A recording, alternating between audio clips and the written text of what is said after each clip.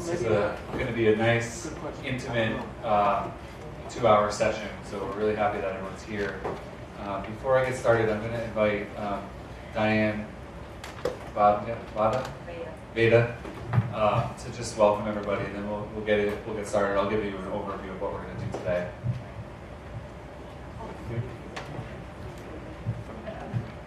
Welcome everybody, and thank you for coming. This is really important.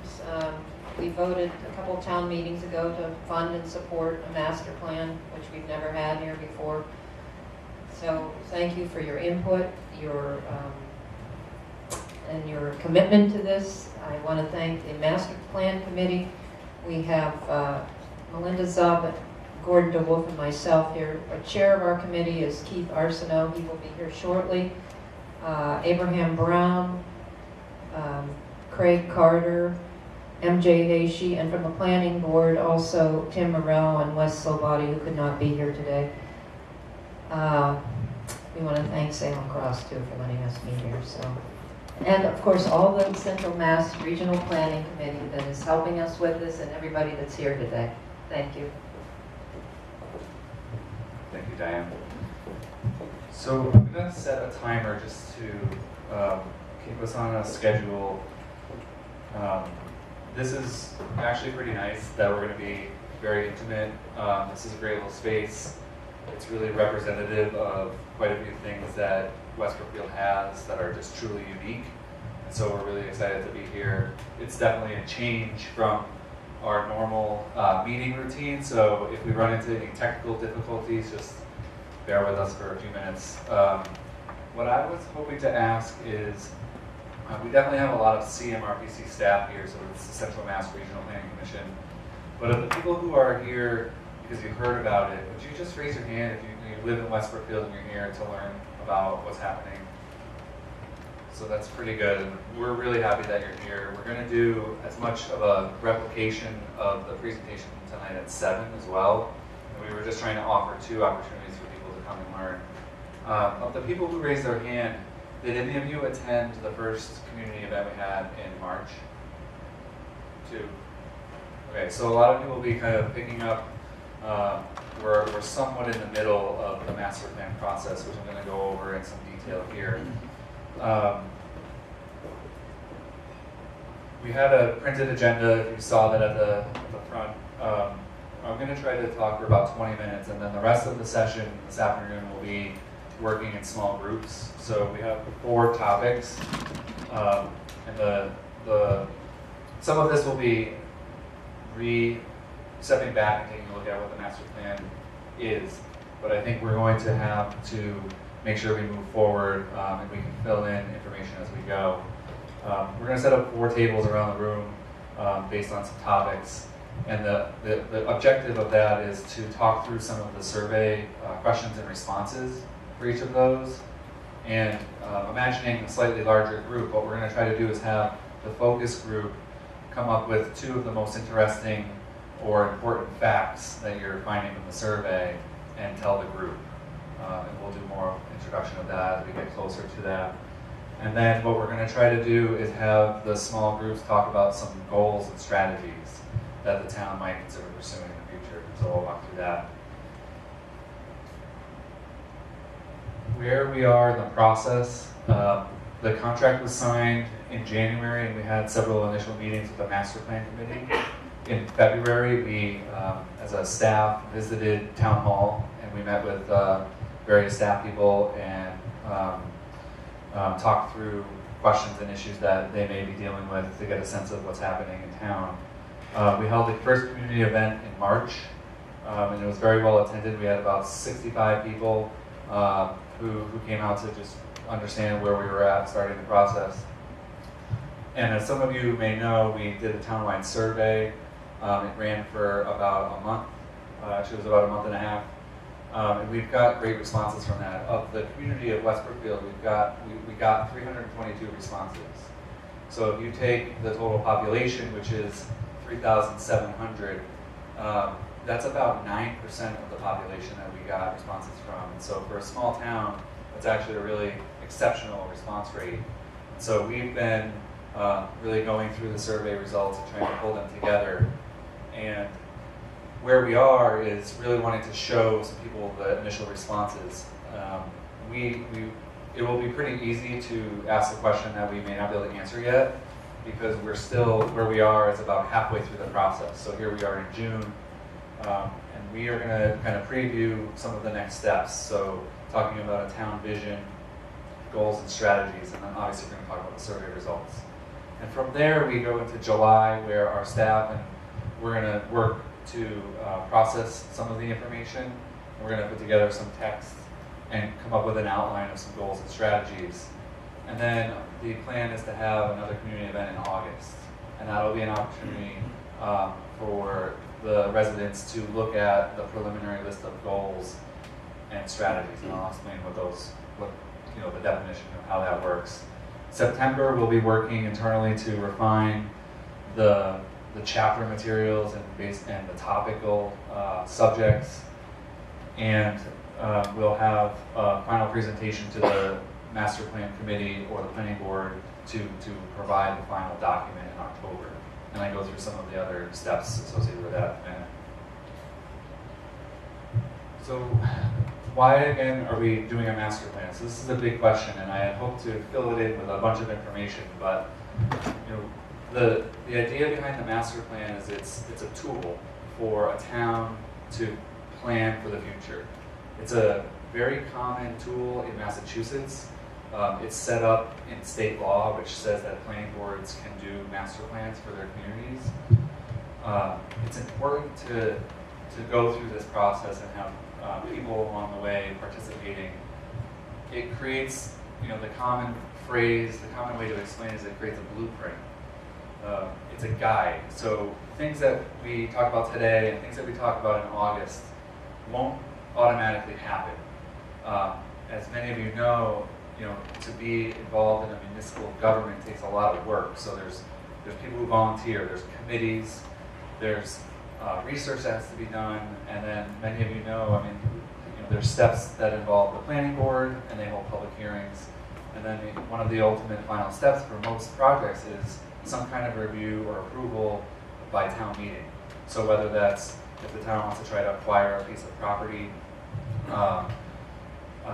borrow money for whatever it is, a project, a new piece of equipment, or that sort of thing goes through town meetings. So it's really important to just understand that we are trying to look to the future, and we're trying to lay a path.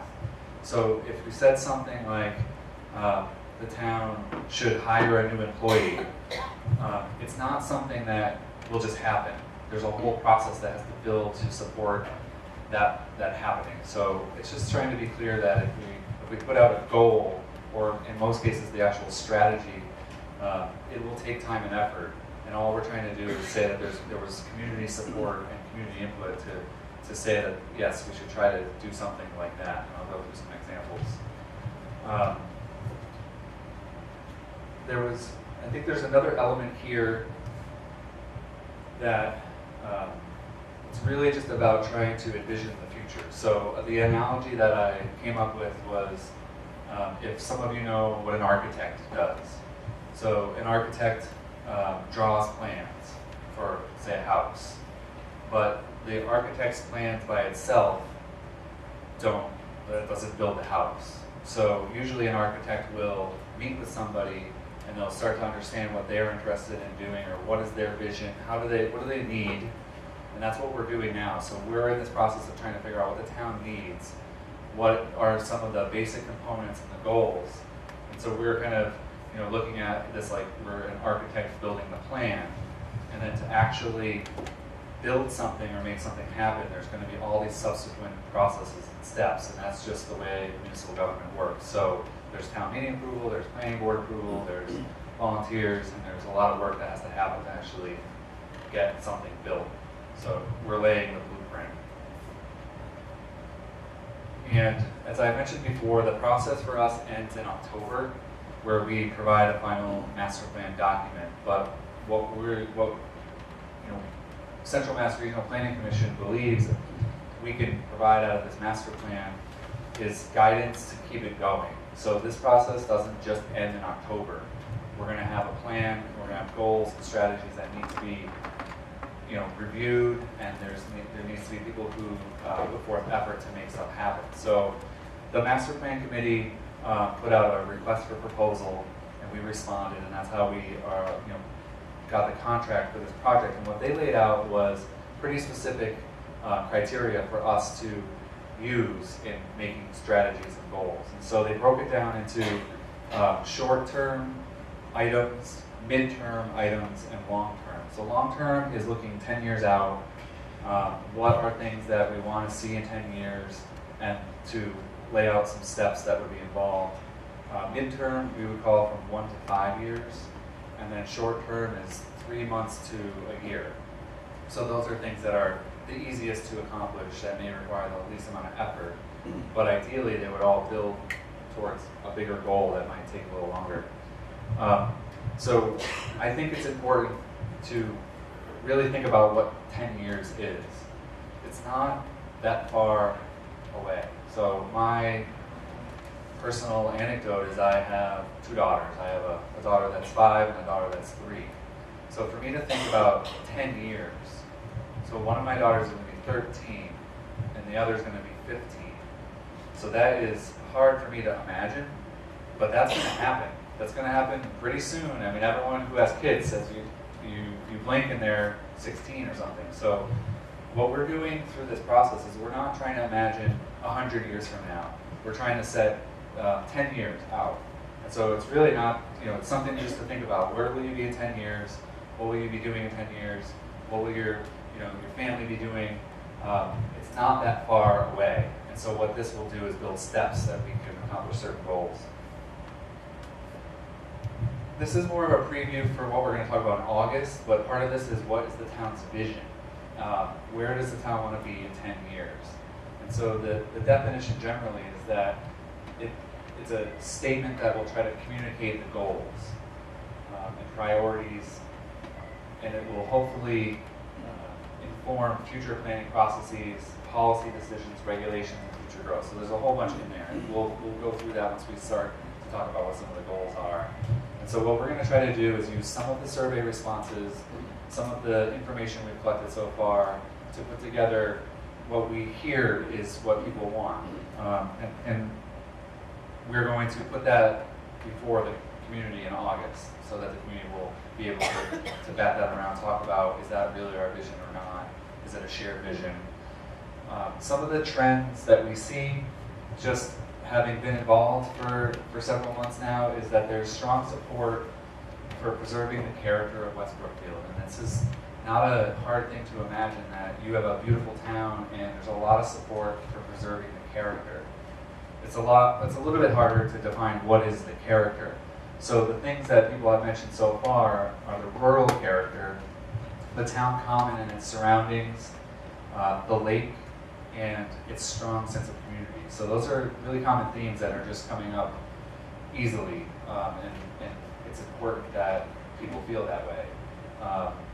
The second one is that there is an identified need to monitor tax expenditures and seek ways to offset costs to residents. So this is just knowing that in our lives, what do they say, that a couple things that are always going to stay the same are taxes, and what's the other one? But death. So yeah. So well, the reality is that what we're doing is we're following the municipal process. So over the course of 10 years, the chances are almost 100% that costs for things will go up. That's just the way it is in our whole world, that costs are going to go up. And what we're trying to do is set a path that will help us keep the revenues of the town increasing as well to match that. And finally, one of the things that the Master Plan Committee asked us to do was to look at the Route 9 and 67 corridor. So it's the main thoroughfare right through town.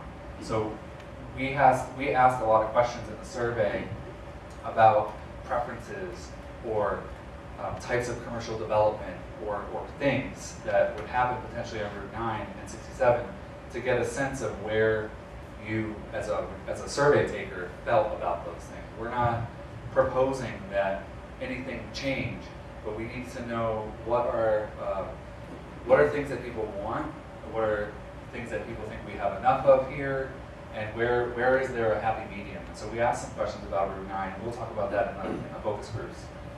So there's some agreement to explore options for small-scale development.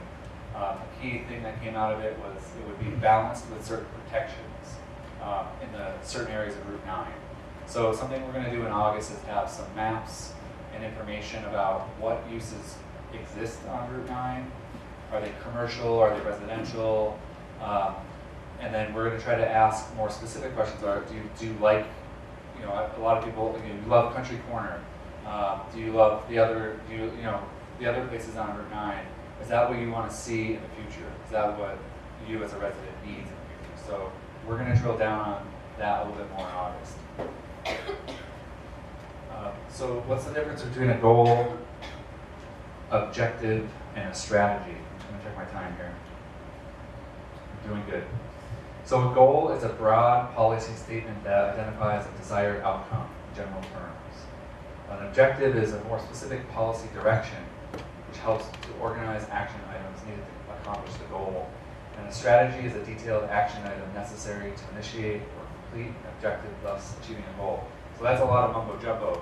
And I'm going to throw up an example here just to walk us through.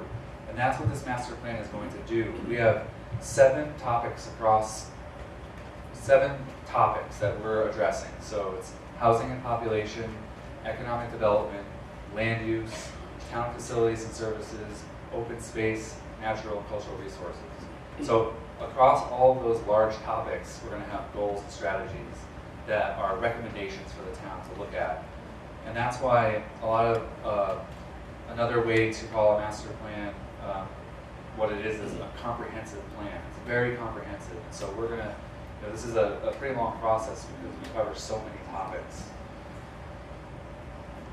So what I came up with just to get the conversation started was a goal. So I have some expertise in land use, permitting, and that arrangement of that part of municipal government. So what I put up here was just something that I knew that I could talk about a little bit, and I know that it's very common in almost every town. But one of the goals that we could see the town looking at is to make the town permitting process clearer and more predictable for applicants. So I don't know if you're a homeowner, if you've ever had to go to town hall to get a building permit, or if you've ever had to get a special permit from the zoning board of appeals or anything like that, but there's definitely a lot of people who live in town, they own a house, and then they have to go to town hall. It's usually not until they're into a project of some sort that they learn about the permitting process. So an objective is to review key processes and procedures to determine areas of improvement. So the objective is we need to study this and find out how the process works and look at it.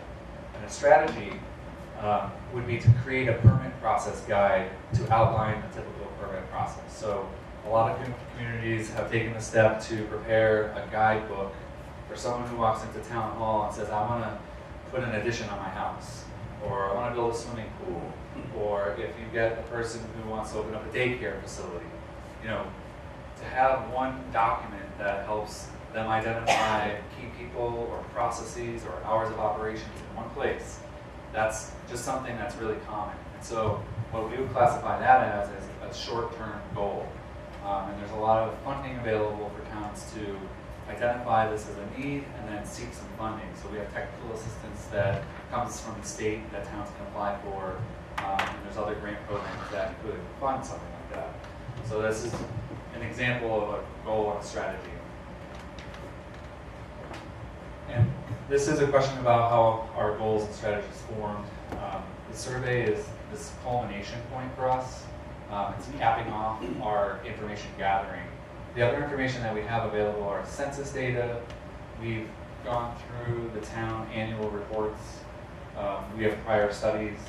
We did interviews, and we visited town hall, and of course we have the community meetings, which are really important for us. So this is what gives us the information to start this process. The Master Plan Committee also gave us some directions and listed some items for us to look at. So water and sewer infrastructure. So there's no sewer in town. There is limited water supply. So this is something that the Master Plan is going to look at, identifying where are the water lines, are there deficiencies in the water lines, what could be expanded and what would that mean for the town. So we're going to cover that more in August. So I think at this point what I'm going to do is start to segue into the survey. Emily pass on. These are booklets that we put together to help condense the survey results.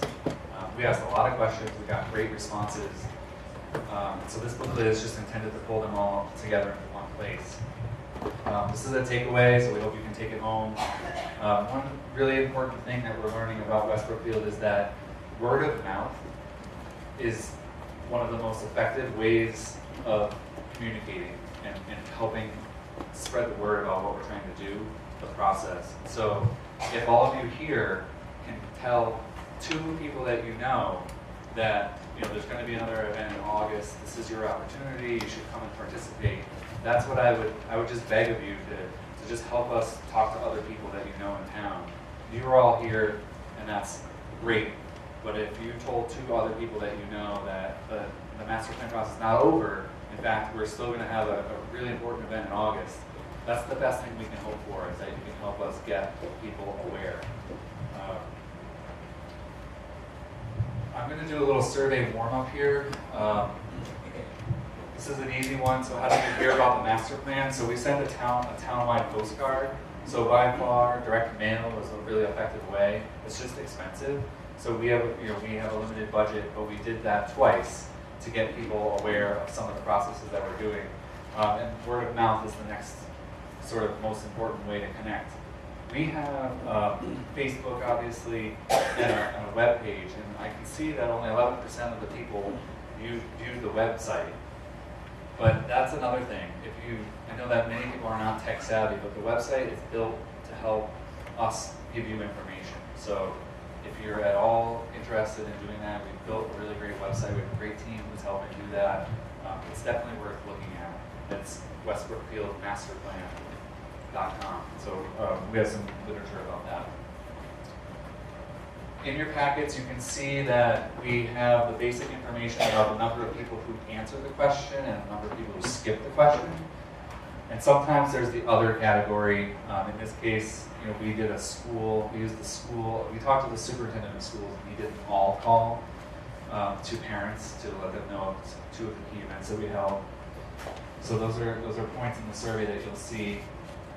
I just wanted to show you this, that we have other information that tells us exactly how many people responded, and then there were some questions that had comments available. So we have all that. We're going to post the full set on the website. But Can you back up just a moment? Yes. So you notified all the parents in our school district on the survey? Yes. They received a call, the robocall that they can get that inform them that the survey is available. A couple of the questions have multiple rankings. So if you took the survey, people were asked to decide if something's very important, or not important. And so the colors are really the way to kind of help see what the responses were. So please rate the following items as you believe they contribute to the quality of life in West Brookfield. And this is town facilities and services. And it was clearly ranked the highest as being very important to the quality of life. And so this is just, remember, this is just an overview of how to read some of the survey results. We asked 4 broad, open-ended questions, and we tallied the results. So that should be pretty much the first page of survey results. And what I wanted to just explain quick was that this slide is blurry, I know you can't see it, but there were 187 responses, different comments about the things that are the strength of the town, the challenges of the town, questions about the school and the library. Each question got over 100 responses, and so what we did is we created groupings and we grouped them by topics, and we have the information available to show what, if someone said rural character, they get put into one category. If they said the lake, they would get put into some other category. So we have sort of grouped these to make it a little bit more understandable as to what the key themes were. Now this is a really complicated slide. but it's the most complicated type of question that we have. So what we asked people to look at was the types of uses of businesses that they might like to see along Route 9. And the left side, the colors are green and blue and orange to show that we think that there could be more, or there might be some appetite or some availability for more of those. And then looking from the right to the left, the dark gray and the blues are, we have too many, we don't want any more. So there's a couple of questions in there that you want to look at this with two sides. So the right side is usually a negative response, or we're not interested, and the left side and the green and the blues are positive responses. So when you take the booklets home, this is just to kind of remind you of some of the ways to read the survey results. So what we're going to do in a minute is we're going to break out into very small groups. And this is going to be intimate. So this will be a good opportunity to talk about the survey questions and the responses. When you walked in, you got a name tag with a number. We're going to try to set up a couple places around the room to have this little focus group. And the idea, first idea is going to be for people to read over the question and the responses. So each table is going to have about 6 questions to just read through. And what we're trying to do is have the group explain or find what are the 2 most important things or interesting things that you're reading right now out of the survey that you would tell the other people in the room. So we're going to try to identify 2 important things you're finding in the survey. And then in the next kind of round where we're going to be at the same table, we're just going to talk about whether you can think of any goals or strategies that might relate to something you're seeing in the survey. And we're just trying to create this exercise where you as a resident are starting to see that so we have some survey results, a couple of them are interesting. What could we potentially set as a goal to resolve it, change it, or grow the town? And so we're trying to get the focus group members to just identify one goal and one strategy, and then we'll talk about that as a group. So this will be intimate. So we have staff people that are going to move around the room and facilitate this discussion. So I think what we're going to do is table 1 is going to be the far table over there. So if your name tag says table 1, you're going to go to the far corner. Table 2, you have that on your name tag. We're going to sit here at this table. And then we're going to create a table 3 over here, which is going to be open space and natural cultural resources, and then facilities and services. We'll set up a table over there. So this is a very small group. We should be able to do this and report out before 5 o'clock. So we have a timekeeper, and we have staff that are going to help facilitate this. So let's maybe break out into these groups and see how many people are at each table. Where's 2? 2 is going to be here. You want a dotted line down to the table?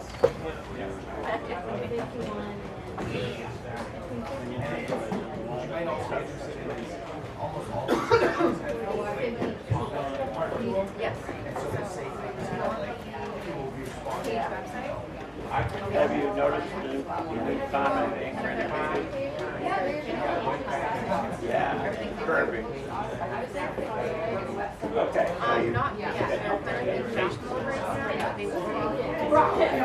So I think what we're going to do is we're going to start in reverse order. So table number 4, by luck of being number 4, is going to go first, if that's all right. So table 4 was discussing town facilities and services, which I know has a lot of components.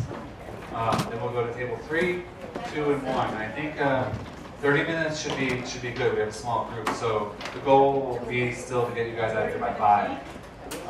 So that's the goal. I'm going to hand it over to Keith, and Keith's going to kind of go over what you guys talked about. I'm going to take some notes on the board. Wow. Well, thank you everyone for coming this afternoon. This is great.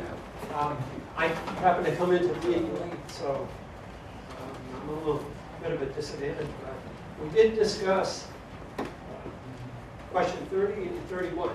If the town were to consider developing sewer systems to support future development, in the town and protect the water quality, which parts of the town should be targeted. And the survey shows that both the in-town residential and commercial areas and around Lake Wickabah were considered to be important areas to be considered for that. So we did discuss, and hopefully Gabriel gives me a little prompting as to what the goals should be. Sure, actually, I think if you can skip up to 31 as well, which is 2 pages away. Can you, Mike, can you hand over the Right, mic? I think. Oh, can everyone hear him? Yeah. Well, I think it's more for the recording too, so that. I would just keep prompting on. All right, number 31, if public sewer were available, would you be interested in paying for a fee or a special assessment? So some people said no, probably just spend a lot of money on a new septic system, no, you won't have to pay again. But 34% thought that yes, they probably would be interested, and then more than a third, 37%, were unsure and would need more information. And I'm sure it has to do with what the cost would be, how long the construction would take, and a number of other questions. So, Then the next one we had was 23.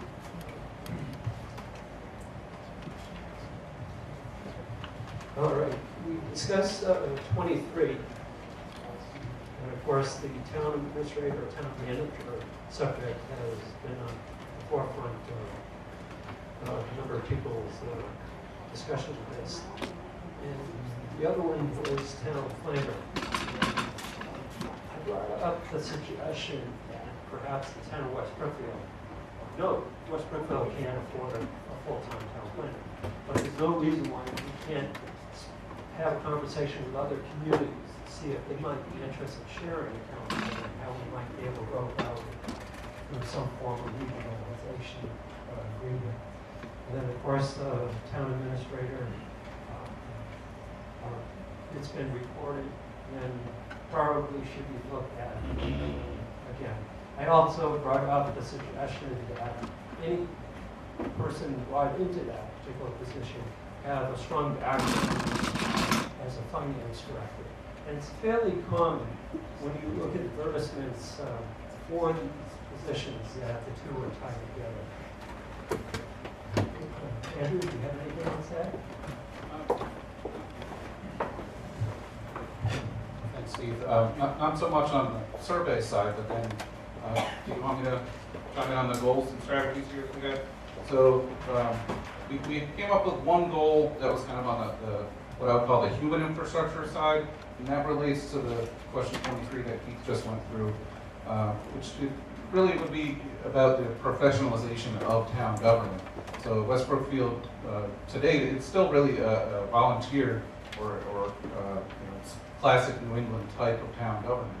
And question 23 does show that there is some support for potentially moving into at least a partially professionalized local government. So again, that could be a town administrator, it could be a town staff and planning, or arts and rec were also identified as an area where there's support for more permanent, more hours at town hall for that.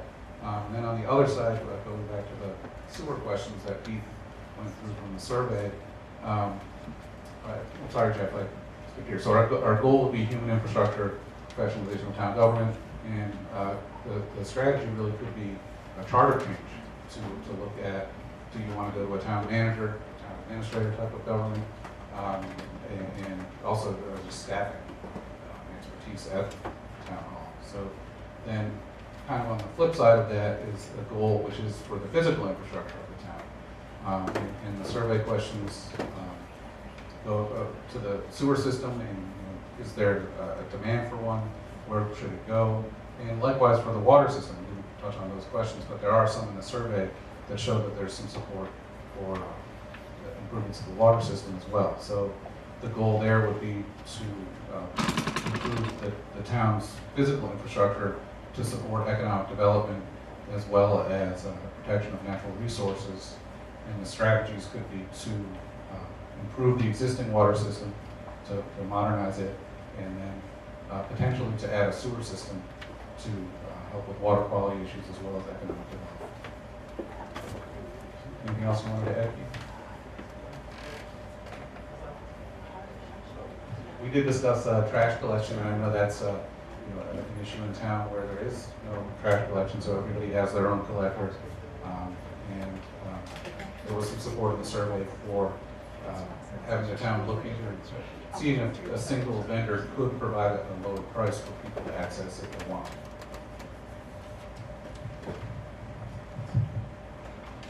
Great. So I think if you hand over to table 3, that would be.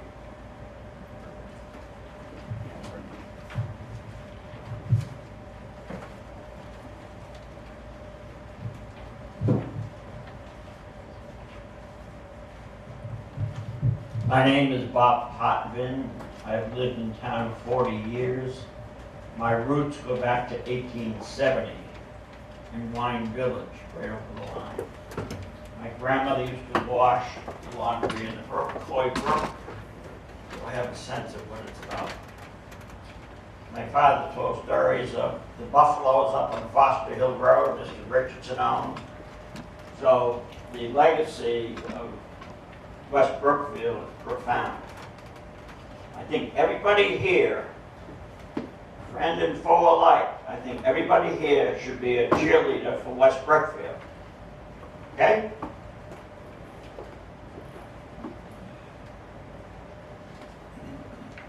Residents want more hiking trails, canoe and kayak locations, and bike lanes that connect to the lake and the beach. But I made a list, my own list, and I recount, to me, what West Brookfield is all about. We restored the town hall, we restored the library, we restored a new school, and we brought housing to town. That's kind of an amazing array of accomplishments in the last 20 or 30 years. Now it's up to us to be that great cheerleader we are. And anything we say or do collectively, we've got to say West Brookfield. Okay? The late John Zabek used to say that West was the best. And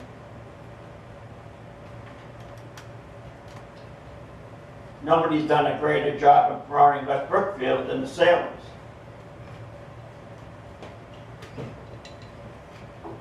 I'm an advisor on TripAdvisor. I've had 120,000 hits.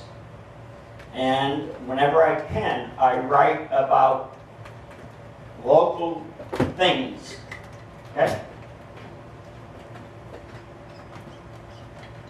As I mentioned, maybe I've had 2 antique house restorations, and I built my dream house up on Birchill Road, a Sturbridge Village reproduction.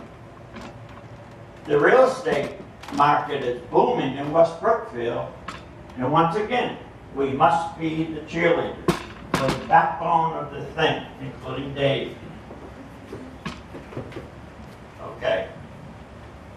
A couple more items and we'll go on. Under natural resources and cultural resources, residents strongly support preserving and protecting local historical assets. Get your friends moved to town if they like history. Just, I can't say it strongly enough that you must have that historic spirit. You must have that sense of history.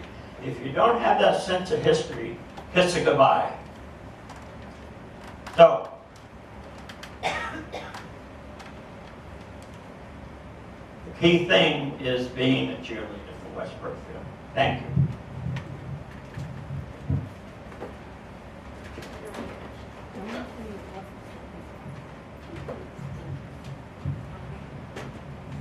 So I'm Ron Barron, I'm with CMRPC, and I was just going to talk very quickly about what we talked about as far as goals and strategies.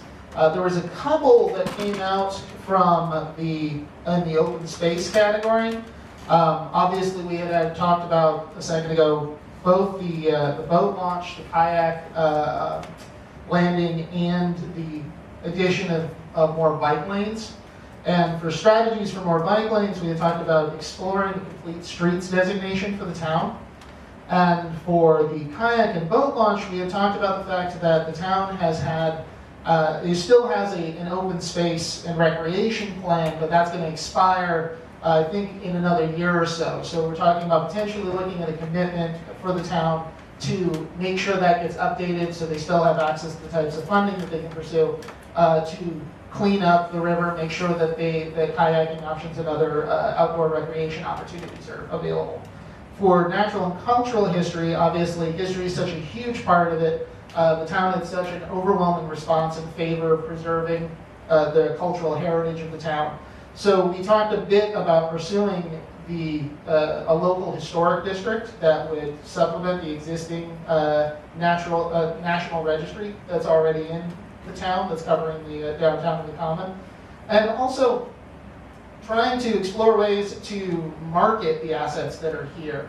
We talked about Foster Hill and the Salem Cross Inn and all of these places that are great gems for the town, and finding ways that we can get the word out and try to get more people here to help promote the economic activity and make them make this more of a draw for the region. And then we're going on to table 2. We're going backwards, and where is table 2 now? Are y'all scattered?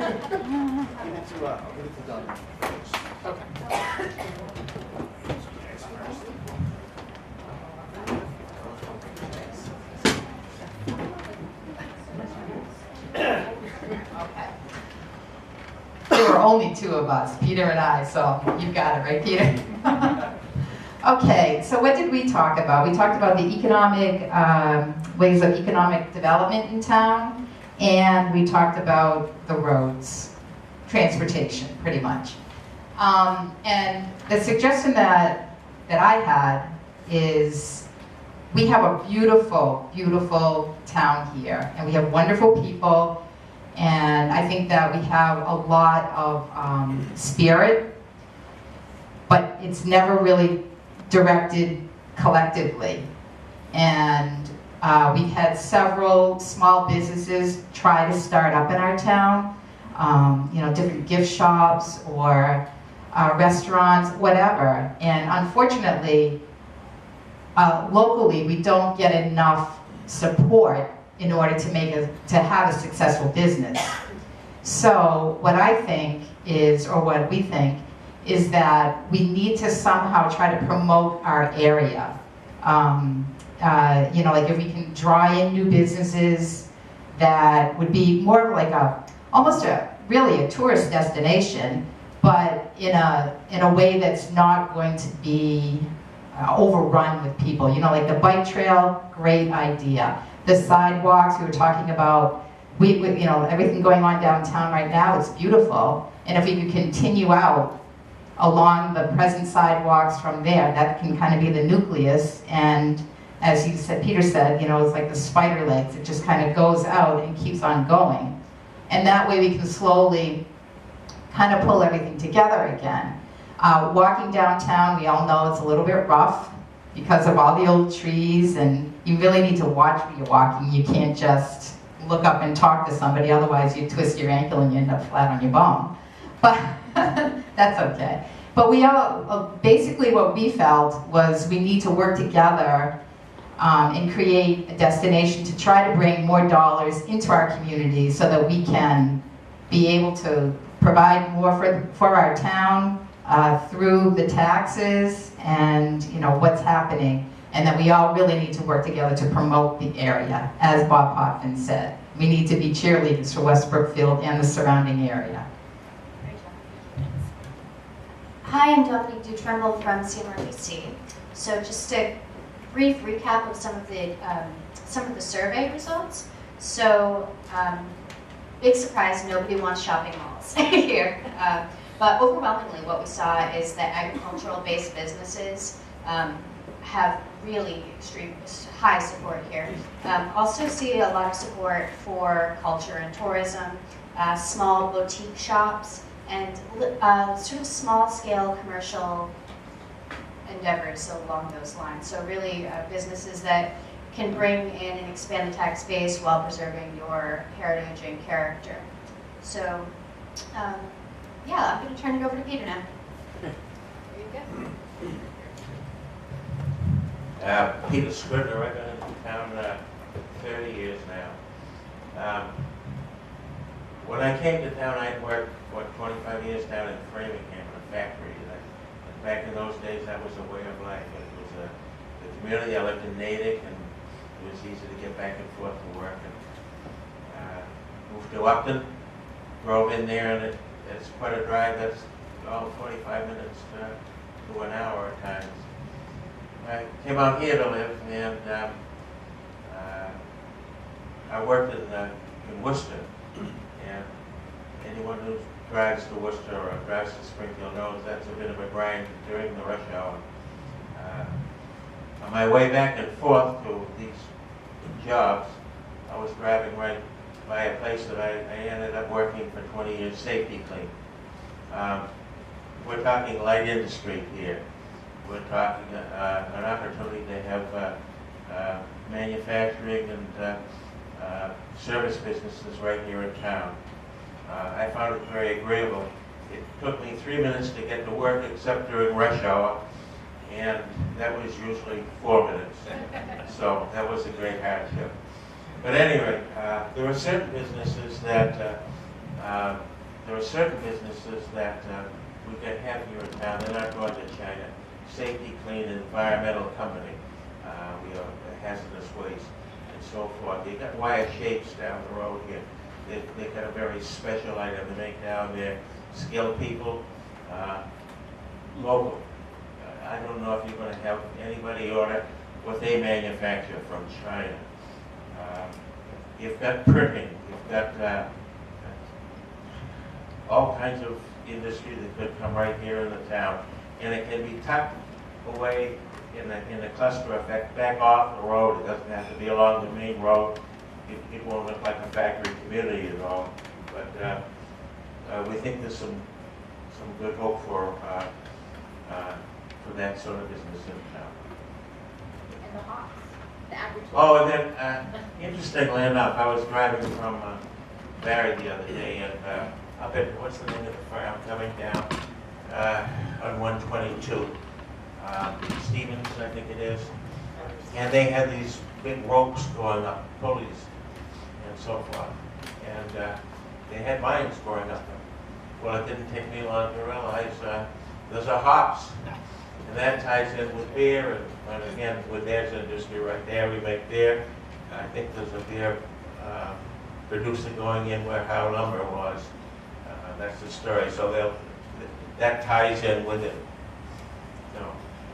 61% of residents who participated in the survey thought that more light industry was very desirable or desirable. Full 61% felt affirmatively in favor.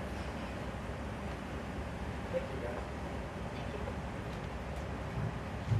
Mind if I add for the transportation a little bit? So, Hi, I'm Rob Raymond at the CMRPC. I'm going to add a little bit more on the transportation stuff that we discussed.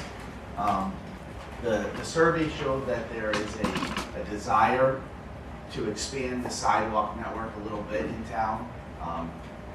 A lot of it was kind of focused in the town common area where there's already sidewalks and it's a little bit more developed. Maybe not down Snow Road or some of the more rural areas where it might not make as much sense. There was a desire to look into some transit, either fixed route bus service from the WRTA or some other type of it. And then there was also a few questions about the road conditions, but we focused mainly on the sidewalks, sidewalks, bike lanes, and the transit element of it. So to kind of look into the goal of increasing the transitability around town, we weren't sure too much if maybe a fixed route bus could be supported in town. Certainly it was identified by the WRTA, or West Brookfield was identified as an area of need. So if they're able to provide that service, that would be excellent.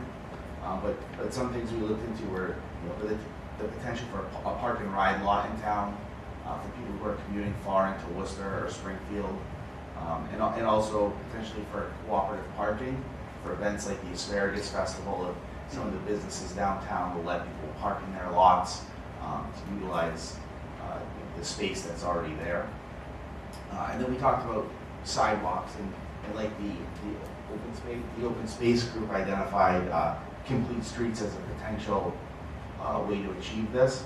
So if the town were to pursue a complete streets policy, it can be written in a way that would be context sensitive, so that roads that might not necessarily need sidewalks don't have to build them, but they'd be promoted for the ones that are downtown. And when I was reading the survey, there was a need that we want sidewalks, but we might not have all the funding available to build them. If there's a complete streets policy, the town is able to apply for up to $400,000 a year from the state to build sidewalks, ramps, crosswalks, or get some different pedestrian crossing lights that could be used in town. Can I just say that our highway superintendent and our executive secretary went to the workshop all day in Spencer today, the Complete Streets they did. workshop. That's So- excellent. So they were there today. Excellent. And then that's the first step to pursuing policies to attend those meetings. Okay. So we'll hand it over to these two gentlemen here. Are going to do the last section. Who wants to go first?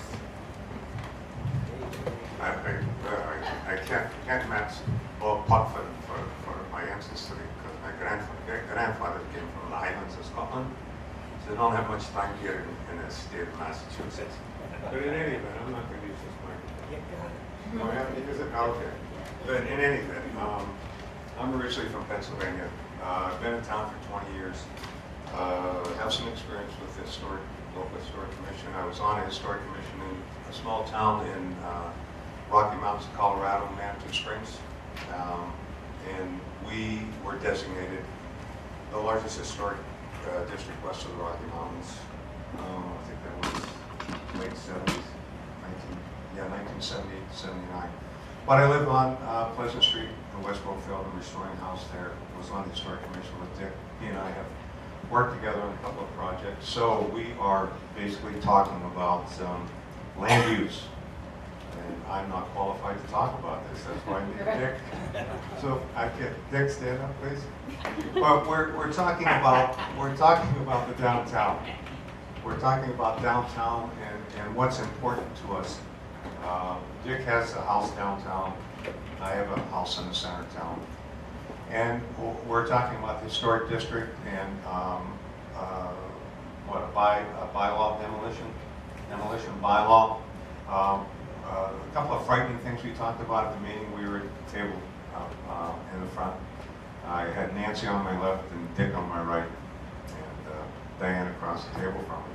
But there are some prospects for some frightening things. There's a large building for sale on the corner of Main Street and Central Street, and it's a big piece of property. And we thought, oh my gosh, if something like CVS or Cumberland Farms came into town and purchased that piece of property, the selling price on it is probably not a lot of money for the CVS or the Cumberland Farms people. So to me, that's a frightening thought that could happen on our Main Street because we don't have a demolition bylaw in town. So we talked about some things on land use. We talked about regulations versus what was the other word? Versus guidelines. I think the term regulation is maybe a bad synonym for a lot of people in town. Not me in particular, but and maybe guidelines is a much better word to use for some things that we could follow as far as what's important to us and on Main Street. We talked a lot about Route 67 and Route 9 in town. Dick, can you add some word to that? Well, my comment about Route 9 is how beautiful it is once you leave Route 67 and go to the rail line. It is basically untouched, and in my opinion, it should remain that way. So If we're gonna have some industry and housing, it should be in some other place. And we also talked about density. Do we want more apartments in town? Do we want more single-family housing in town? And I had brought up an issue that I've become aware of. I've traveled.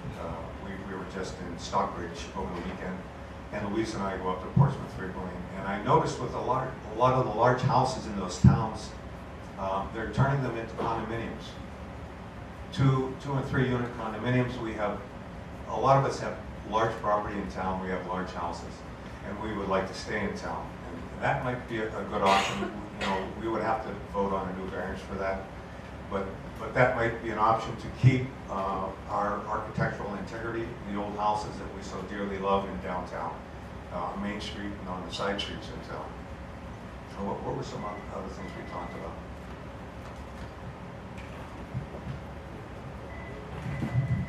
Well, I think some wonderful ideas were brought forth, mainly about the demolition delay bylaw and about looking to the future, mainly the building that Dave mentioned on the corner of Central and East Main, where that could be purchased and demolished.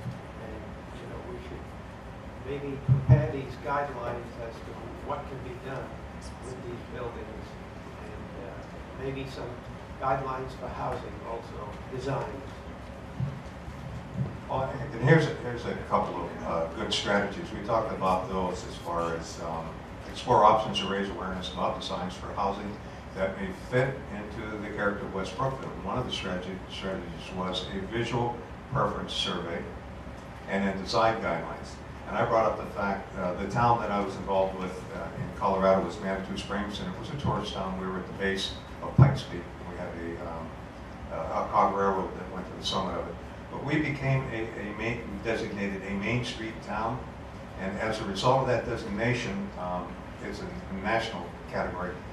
They put together a staple-bound guideline for us. It was probably about 20 or 30 pages, and it had our Main Street photographed, and then they drew it, and they showed a front perspective of our Main Street, because the Main Street in Manitou Springs was very, very special. It's, mostly a Victorian town. I think our Main Street is extraordinarily special for us. And basically they gave us guidelines and basically goals and objectives for a 5, 10, and 20-year period. And one of the objectives, this was again in 1979, 1980, was to bury the power lines, which I thought would never happen in the 5 years that I lived in the town. And just last year, they buried the power lines in that town. And it took them 25 years to do it. But in some of the schematics that they put in the guidelines, they showed the street and the facades of all the major buildings in town, and they showed the sidewalks. And some of the guidelines and some of the suggestions were lighting that fit within the Victorian period, which they subsequently installed on the street. There were seating areas and benches on the street. When they remodeled the Main Street, they put, we had a lot of parking on Main Street because we had a lot of shopping, but they put specifically planters that came out into the Main Street. And I know that would be an obstacle in our town because we have a lot of snow, but we had a significant amount of snow in this town. We were at 6,000 foot elevation. But it's a really wonderful guideline for our town, and I thought possibly we could contact the Main Street people in Washington, D.C., and if we could get some help from them to show a visual of some ideas that would pertain to our specific Main Street, so we could basically then comment on the buildings and how important they are, and maybe we could photo. We have the most of the buildings photographed, don't we, for the downtown historic district? So that might be something that we could pursue. I think that's about it. Thanks for your attention. Well, I think the other things that we were talking about is balancing regulation with opportunity. Certainly, one of the things that we want to make sure is coming out of the survey, so many people want to preserve and protect the town center, the common, the historic buildings that are there, and as Dick talked about, the beautiful rural landscapes going westbound from Route 67.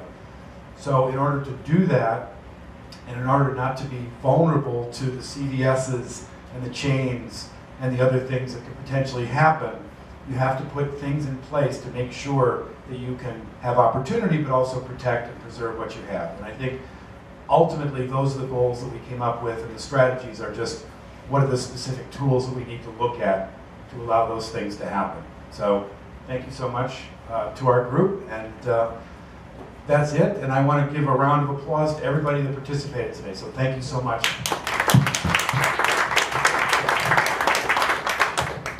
I agree. This has been great. This has been intimate, and I think it's been helpful. So a couple key things are that, to reiterate, the most useful thing that you could do is tell somebody, tell two people about the master plan process. Tell them that there's a website. Tell them that there's going to be another event in August. And we're going to try to continue to do our outreach to publicize that event. But it really is, August will be a key opportunity to see a list of goals and strategies that we will have formulated based on all the input that we have. So August will be the last public event. And so all we can ask for is your help in helping to get more people there and help them understand that this is the time to sort of give the input as to what the town may look like in 10 years. And I know that there's often that anecdotal sort of feeling about, well, I don't know how to be involved, or, I wasn't aware that this was happening. But this is the key time to try to use this public process to shape that. And I'll reiterate that the master plan is a living document. So once it's created, I think you should try to stay involved, because it's not going to just sit on a shelf and accomplish goals. It's going to really take people's effort and people to try to move certain things forward. So the idea of complete streets or green communities or Community Preservation Act are all sort of things that the town can consider and are pretty common around Massachusetts. Jeff, if you could just tell people, if someone can't come to the August meeting, If someone cannot attend, what are some of the ways that people can get their thoughts and their opinions and issues expressed? Can they go to the website and send a message to us? Can they post on Facebook? Yes. Can they send emails to CMRPC? Yes. Okay. How about attending a master plan committee meeting? Yes. Okay. Anything else? No, you covered it, and I think, I know it's hard for some people with technology, but the website really is something that could be useful. We have an ability to submit comments on the website. The master plan committee meets the second Monday of each month, and so we can, make the calendar a little bit clearer that that's an opportunity. So we'll have a meeting in July, a meeting in August, and a meeting in September until the final product is released in October. So yeah, I mean, that's the best way is going to be through the website or through the master plan committee members. If you know someone in town, you can try to express some message to them if they can come in August. So just really appreciate you all coming, and we're going to do this session again. If you want to come back at 7, that'd be fine. We're going to hope for some other people too. So really appreciate everyone coming today.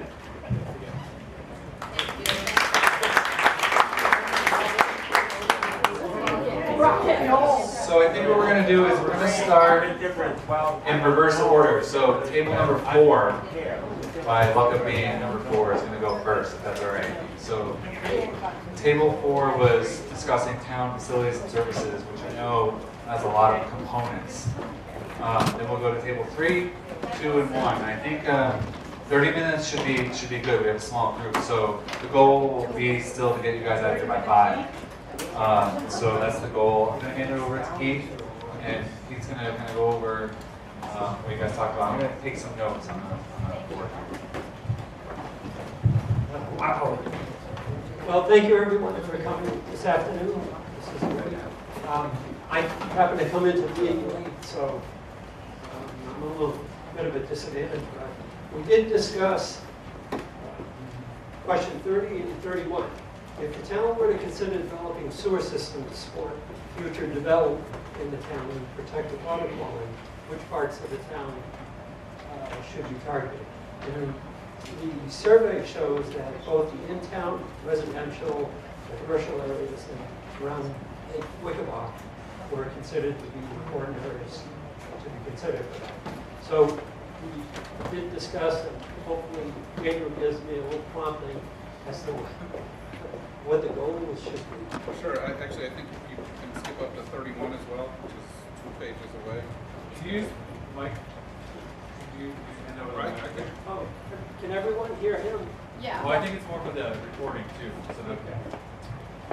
I was just prompting on. All right, number 31, if public sewer were available, would you be interested in coming for a fee or a special assessment?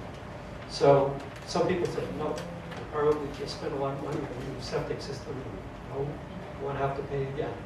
But 34% thought that yes, they probably would be interested, and then more than a third, 37%, were unsure and would need more information. And I'm sure it has to do with what the cost would be, how long the construction would take, and a number of other questions. So, just that. Then the next one we had was 23.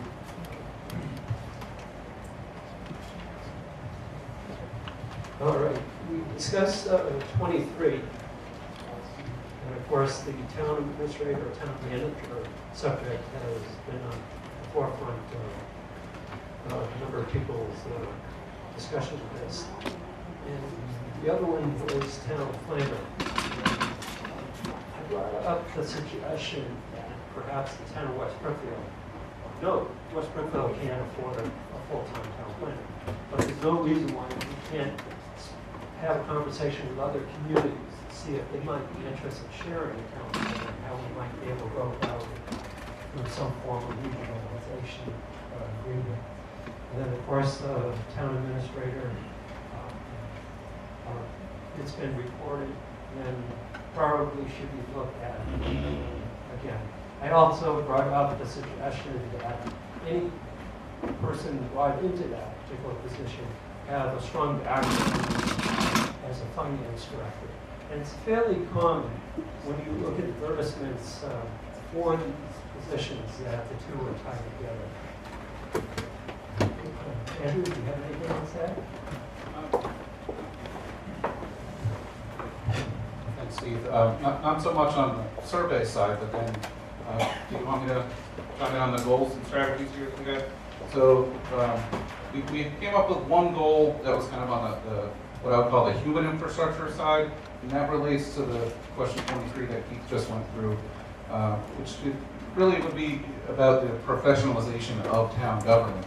So West Brookfield, today, it's still really a volunteer or classic New England type of town government.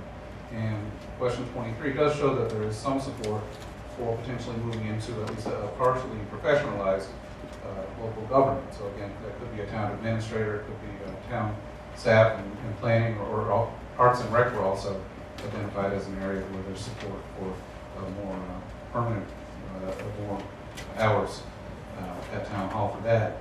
And then on the other side, going back to the sewer questions that Keith went through from the survey, I'm sorry, Jeff, I speak here. So our goal would be human infrastructure, professionalization of town government, and the strategy really could be a charter change to look at, do you want to go to a town manager, a town administrator type of government, and also just staffing expertise at town hall. So then kind of on the flip side of that is a goal which is for the physical infrastructure of the town. And the survey questions go to the sewer system, and is there a demand for one? Where should it go?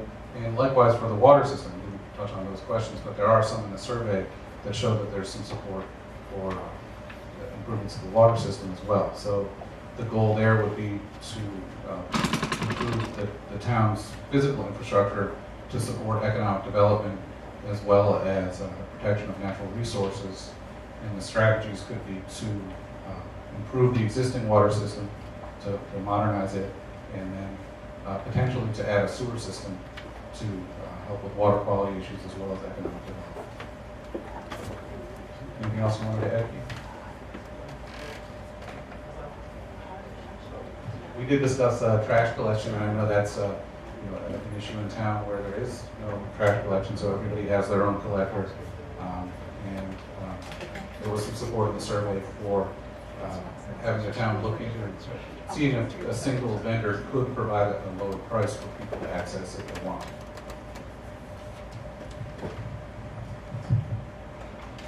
Great. So I think if you hand over to table 3, that would be.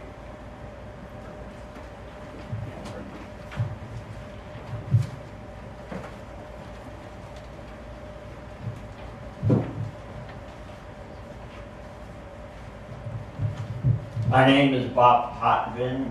I've lived in town 40 years. My roots go back to 1870 in Wine Village, right over the line. My grandmother used to wash laundry in the Coy Brook, so I have a sense of what it's about. My father told stories of the buffaloes up on Foster Hill Road, Mr. Richardson owned. So the legacy of West Brookfield is profound. I think everybody here, friend and foe alike, I think everybody here should be a cheerleader for West Brookfield. Okay?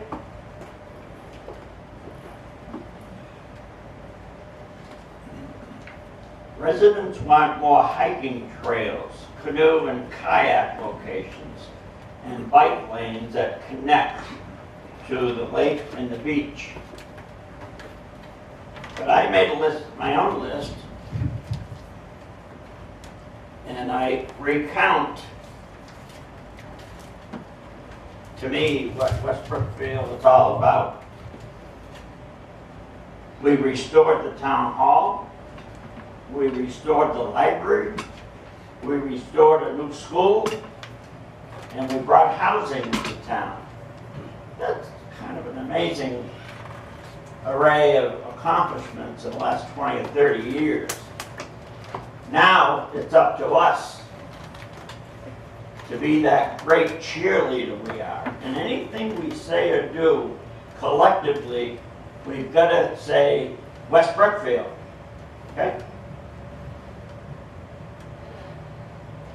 The late John Zabek used to say that West was the best. And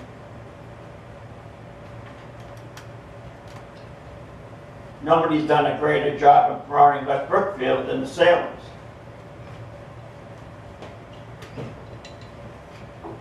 I'm an advisor on TripAdvisor. I've had 120,000 hits. And whenever I can, I write about local things. Okay? As I mentioned, maybe I've had 2 antique house restorations, and I built my dream house up on Birchill Road, a Sturbridge Village reproduction. The real estate market is booming in West Brookfield, and once again, we must be the cheerleaders, the backbone of the thing, including Dave. Okay. A couple more items, and we'll go on. Under natural resources and cultural resources, residents strongly support preserving and protecting local historical assets. Get your friends moved to town if they like history. Just, I can't say it strongly enough that you must have that historic spirit. You must have that sense of history. If you don't have that sense of history, kiss it goodbye. So, the key thing is being a cheerleader for West Brookfield. Thank you.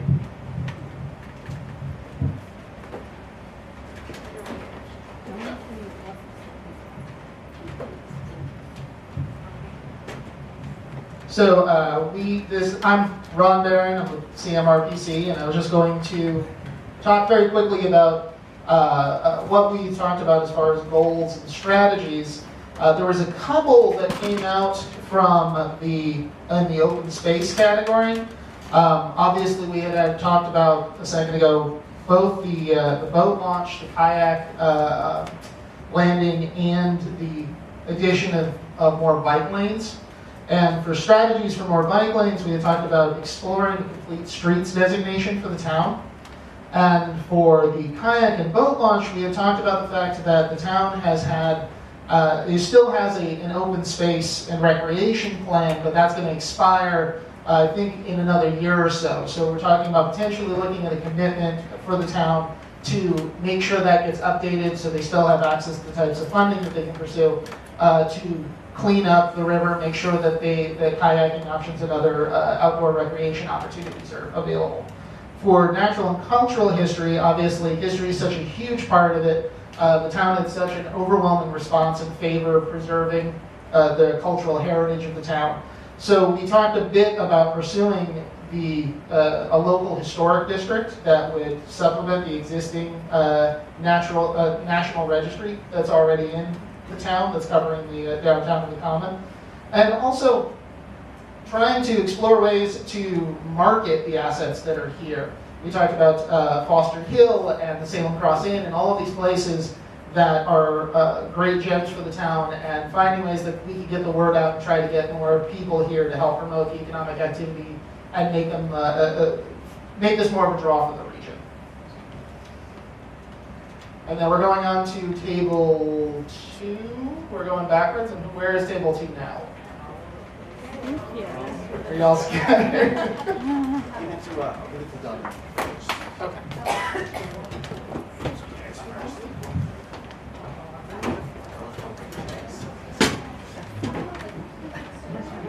Okay.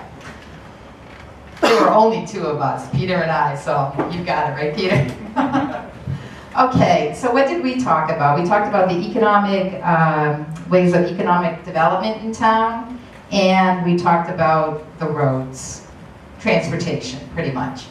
And the suggestion that I had is we have a beautiful, beautiful town here, and we have wonderful people, and I think that we have a lot of spirit, but it's never really directed collectively.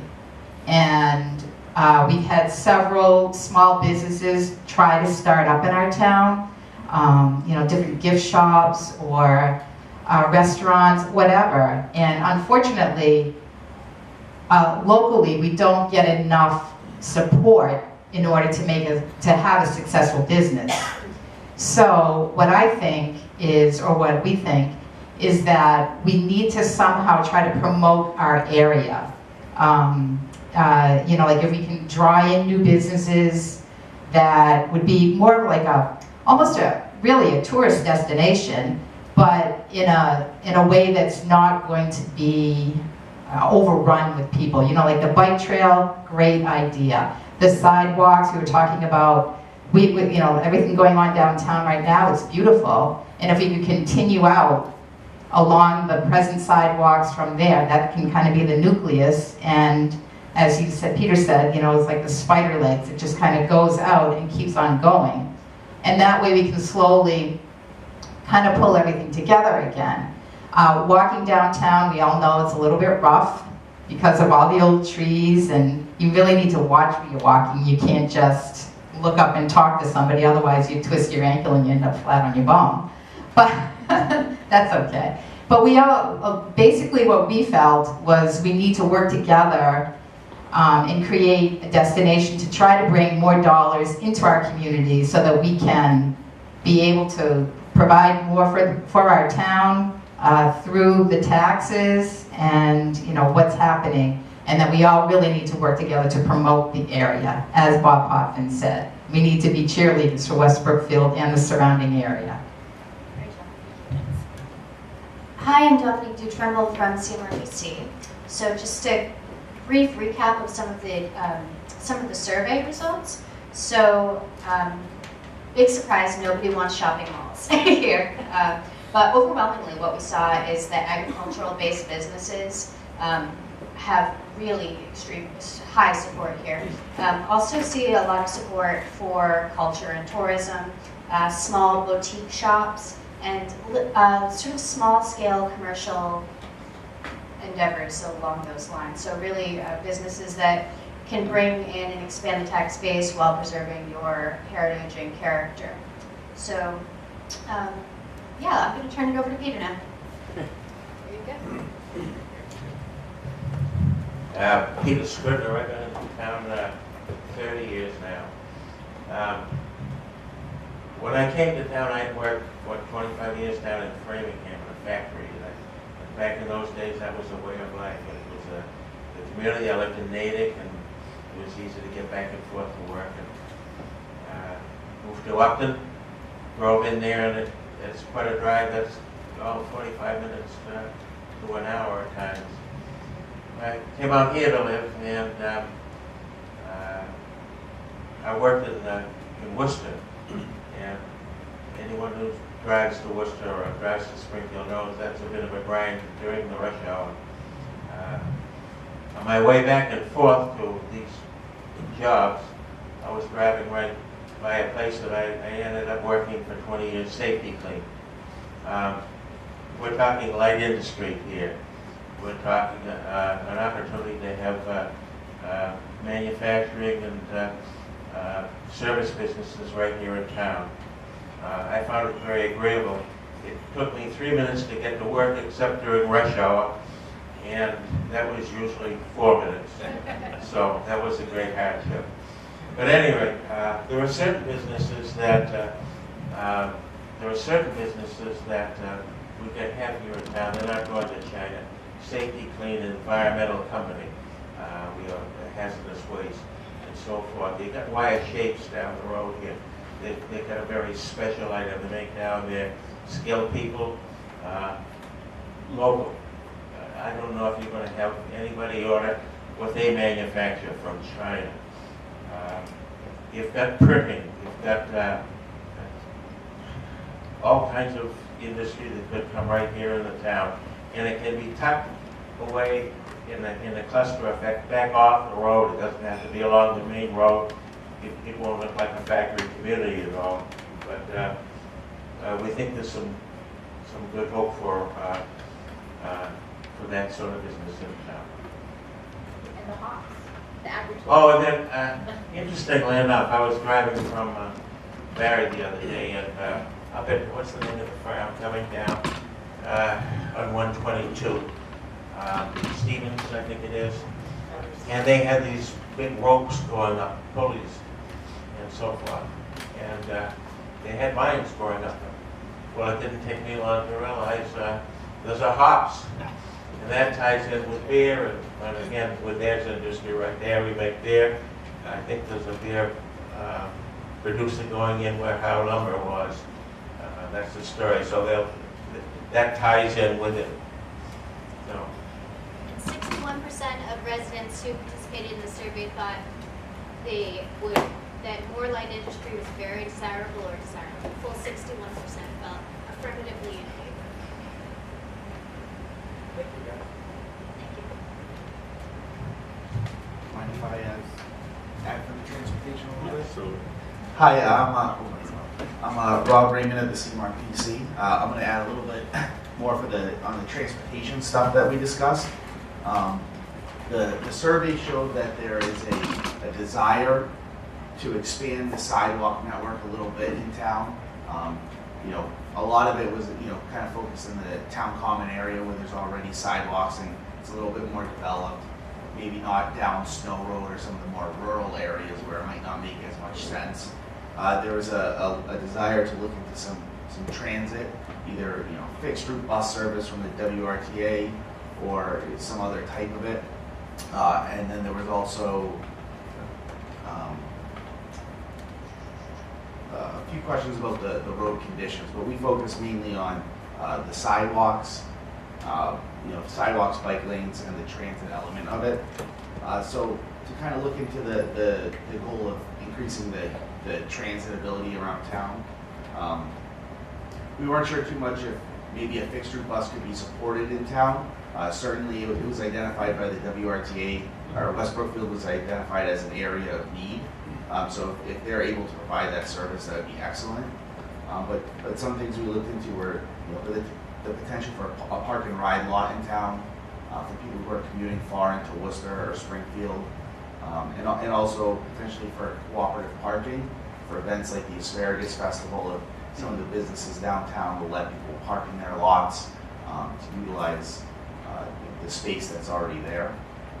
And then we talked about sidewalks and like the open space group identified complete streets as a potential way to achieve this. So if the town were to pursue a complete streets policy, it can be written in a way that would be context sensitive, so that roads that might not necessarily need sidewalks don't have to build them, but they'd be promoted for the ones that are downtown. And when I was reading the survey, there was a need that we want sidewalks, but we might not have all the funding available to build them. If there's a complete streets policy, the town is able to apply for up to $400,000 a year from the state to build sidewalks, ramps, crosswalks, or get some different pedestrian crossing lights that could be used in town. Can I just say that our highway superintendent and our executive secretary went to the workshop all day in Spencer today, the Complete Streets they did. workshop. That's So- excellent. So they were there today. Excellent. And then that's the first step to pursuing policies to attend those meetings. Okay. So we'll hand it over to these two gentlemen here. Are going to do the last section. Who wants to go first? I can't match all pot for my ancestry because my grandfather came from the Highlands of Scotland. So they don't have much time here in the state of Massachusetts. But in any event, I'm not going to use this microphone. Oh, yeah, you use it? Okay. But in any event, I'm originally from Pennsylvania. I've been in town for 20 years. Have some experience with the local historic commission. I was on a historic commission in a small town in Rocky Mountains, Colorado, Manitou Springs. And we were designated the largest historic district west of the Rocky Mountains. I think that was late 70s, 1970, 79.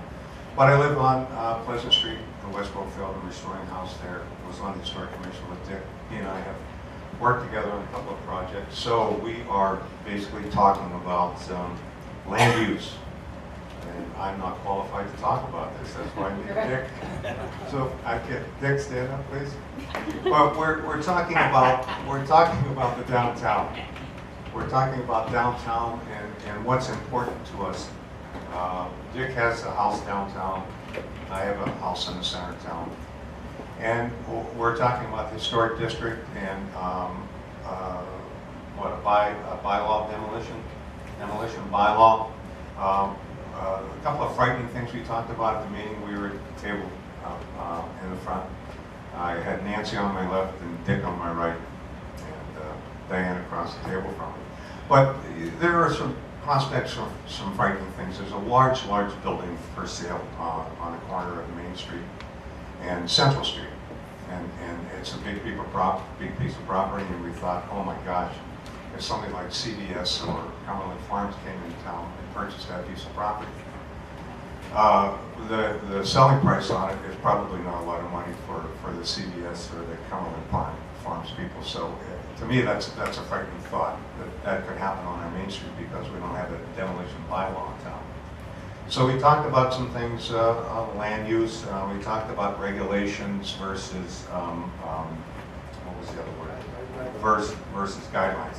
I think the term regulation is maybe a bad synonym for a lot of people in town. Not me in particular, but and maybe guidelines is a much better word to use for some things that we could follow as far as what's important to us and on Main Street. We talked a lot about Route 67 and Route 9 in town.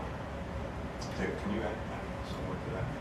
Well, my comment about Route 9 is how beautiful it is once you leave Route 67 and go to the rail line. It is basically untouched, and in my opinion, it should remain that way. So if we're going to have some industry and housing, it should be in some other place. And we also talked about density. Do we want more apartments in town? Do we want more single-family housing in town? And I had brought up an issue that I've become aware of. I've traveled. We were just in Stockbridge over the weekend, and Louise and I go up to Portsmouth frequently. And I noticed with a lot of the large houses in those towns, they're turning them into condominiums. 2 and 3 unit condominiums. We have, a lot of us have large property in town. We have large houses, and we would like to stay in town. And that might be a good option. You know, we would have to vote on a new variance for that, but that might be an option to keep our architectural integrity, the old houses that we so dearly love in downtown, on Main Street and on the side streets in town. So what were some other things we talked about?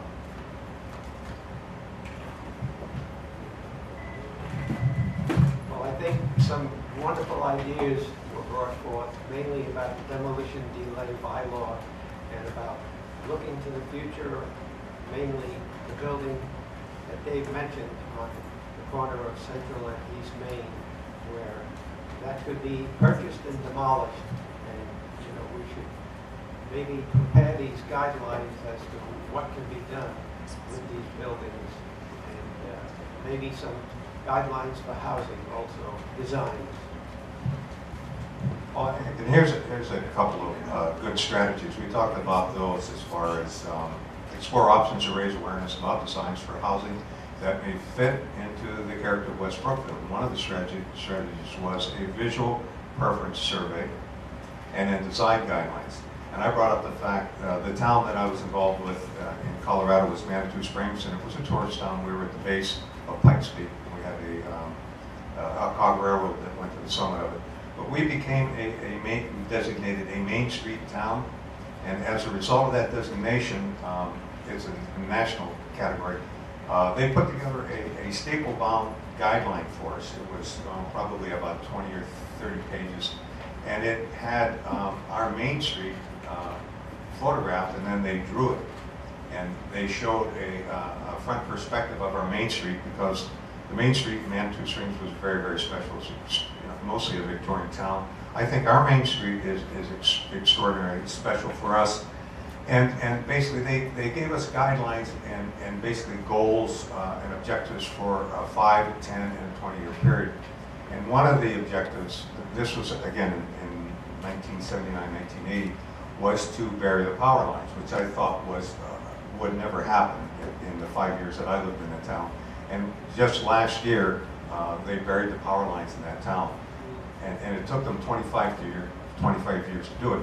But in some of the schematics that they put in the guidelines, they showed the street and the facades of all the major buildings in town, and they showed the sidewalks.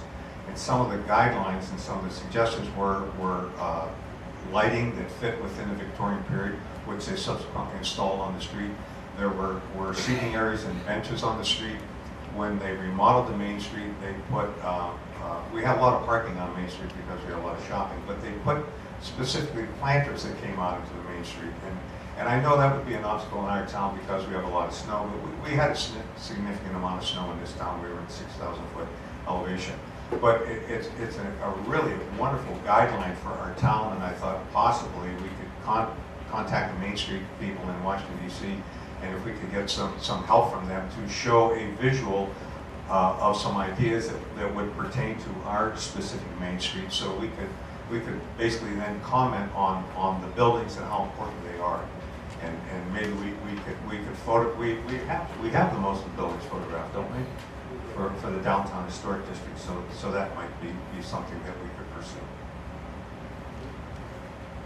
I think that's about it. Thanks for your attention. Well, I think the other things that we were talking about is balancing regulation with opportunity. Certainly, one of the things that we want to make sure is coming out of the survey, so many people want to preserve and protect the town center, the common, the historic buildings that are there, and as Dick talked about, the beautiful rural landscapes going westbound from Route 67.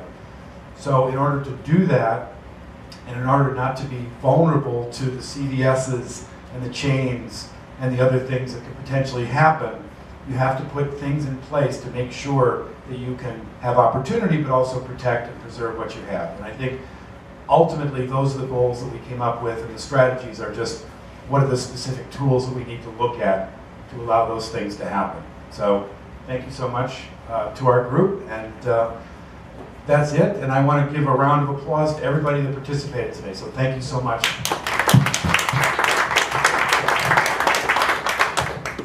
I agree. This has been great. This has been intimate, and I think it's been helpful.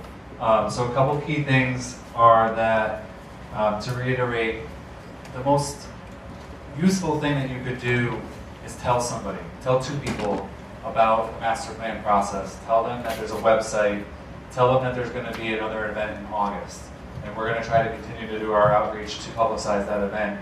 But it really is, August will be a key opportunity to see a list of goals and strategies that we will have formulated based on all the input that we have. So August will be the last public event. And so all we can ask for is your help in helping to get more people there and help them understand that this is the time to sort of give the input as to what the town may look like in 10 years. And I know that there's often that anecdotal sort of feeling about, well, I don't know how to be involved, or, I wasn't aware that this was happening. But this is the key time to try to use this public process to shape that. And I'll reiterate that the master plan is a living document. So once it's created, I think you should try to stay involved, because it's not going to just sit on a shelf and accomplish goals. It's going to really take people's effort and people to try to move certain things forward. So the idea of complete streets or green communities or Community Preservation Act are all sort of things that the town can consider and are pretty common around Massachusetts. Jeff, if you could just tell people, if someone can't come to the August meeting, If someone cannot attend, what are some of the ways that people can get their thoughts and their opinions and issues expressed? Can they go to the website and send a message to us? Can they post on Facebook? Yes. Can they send emails to CMRPC? Yes. Okay. How about attending a master plan committee meeting? Yes. Okay. Anything else? No, you covered it, and I think, I know it's hard for some people with technology, but the website really is something that could be useful. We have an ability to submit comments on the website. The master plan committee meets the second Monday of each month, and so we can make the calendar a little bit clearer that that's an opportunity. So we'll have a meeting in July, a meeting in August, and a meeting in September until the final product is released in October. So yeah, I mean, that's the best way is going to be through the website or through the master plan committee members. If you know someone in town, you can try to express some message to them if they can come in August. So just really appreciate you all coming, and we're going to do this session again. If you want to come back at 7, that'd be fine. We're going to hope for some other people too. So really appreciate everyone coming today.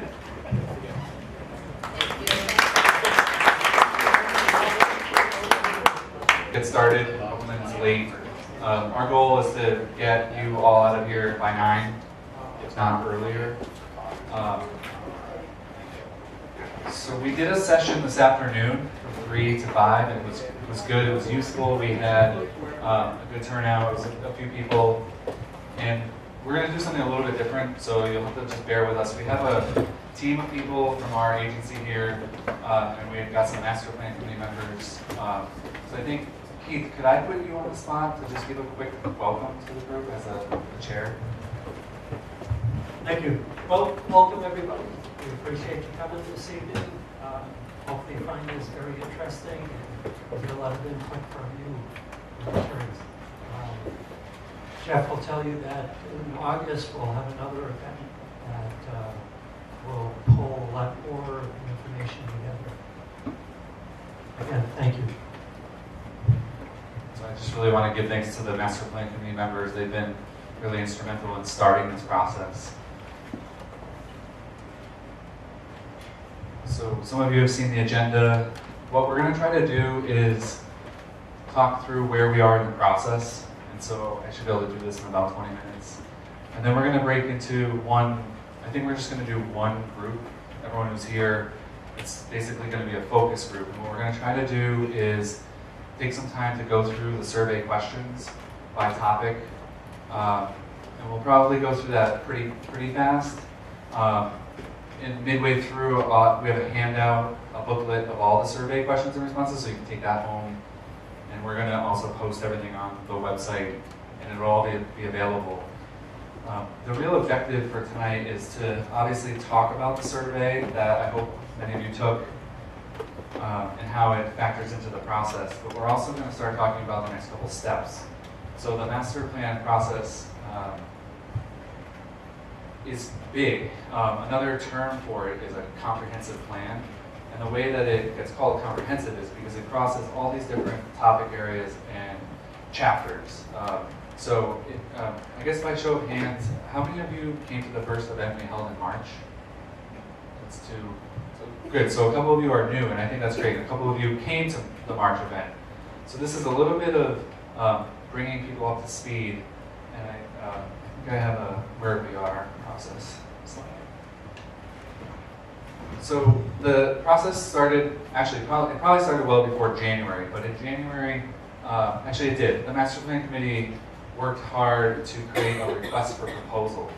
And before that, there was an allocation at town meeting for some funding for the project. So it started with town meeting approving some funding, then the Master Plan Committee put together a proposal, a request for proposals, and the Central Mass Regional Planning Commission was awarded the contract, and that started in January. In February, we came as a team.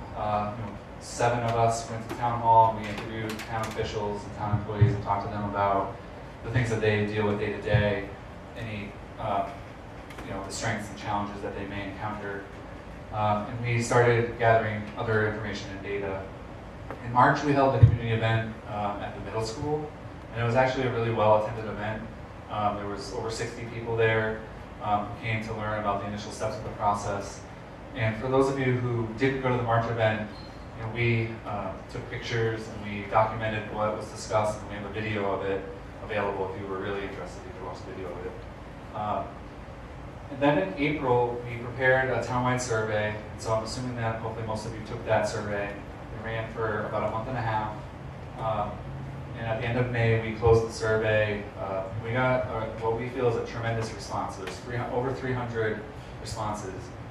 For a town the size of West Brookfield, that's actually really good. It's about 9% of the population responded to the survey, so we're happy with that. We were also at the Asparagus Festival. We had a booth there.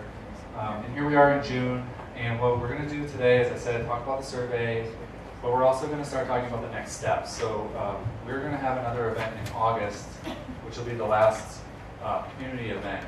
And what we're going to do in August is start to put together a vision for the town, and we're going to identify goals and strategies.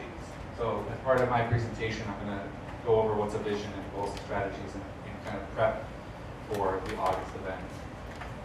And then in September, we'll be working on refinement based on the public input and the other information and data that we have. And we'll prepare a final master plan product in October. And part of what I'm hoping to do today is just give you as residents a sense of the master plan process and the master plan document and how it will be useful. So, I think it's a common question. So why are we doing a master plan? And there's nothing on the screen. So this is it's a complicated question. And so what I wanted to do was talk through some of the major things. The master plan is a really common tool for towns in Massachusetts to lay out a path for the future. And the general goal for our master plan in West Brookfield is to look 10 years out. And what it does is it helps town officials, town meeting members, planning board members with their goals and where their decisions should be based on. So we're collecting the public input now, and we create a strategy plan. Part of this is based in the fact that as a town, you have a municipal government. and there's processes involved. And most towns have all the same processes. So this is really just trying to establish a goal that the community is generally supportive of, and then identify the strategies that are available. So that what are the action items and what are the methods to get some stuff done. So I go through that in a minute. An analogy that I have for this, and it may not be perfect, is many of you probably have a sense of what an architect does. An architect is someone who will draw plans for, let's say, a house. But an architect's plans by themselves doesn't build a house. So there's steps after an architect draws plans in order to get a house built. So where we are is we're sort of drawing the plans for West Brookfield in the future. And the steps that come after this are things that the town meeting will have to deal with. The town meetings deal with many things such as property acquisition or sort of allocating money for either a project or purchasing land or doing something. Town meeting is the budgetary, they're responsible for the budget part. So if you talk about hiring a new employee, it's something that town meeting ultimately will see. So there's a series of steps. You create the plans, and then you contract with a builder, and you start building your house. Before I lose my analogy, is that an architect doesn't just draw plans for a house without talking to the people who are going to live in it. So that's kind of what this process is. The community process is 10 months long, and we're in the middle of it, and we have another event in August. And what we're trying to do is gather your input now so that we can draw up the plans. And I'll get into more detail on how the plans get developed. But when we produce the final master plan document in October, it's really not, it's not the end of the process, it's actually really the beginning of the process. The committee has given us guidelines for developing strategies that are grouped into short-term, mid-term, and long-term goals and strategies. So one thing that we're trying to do is create a menu of options, a list of strategies that the town can pursue to make some things happen. And that's the major goal, is to decide what do you want the town to look like in the future. 10 years may seem like a lot, but for me, really trying to put it in perspective, I have 2 young kids. I have a 3-year-old and a 5-year-old. So for me, I started to think, 10 years from now, one of them's going to be 13, and one of them's going to be, God forbid, just about driving.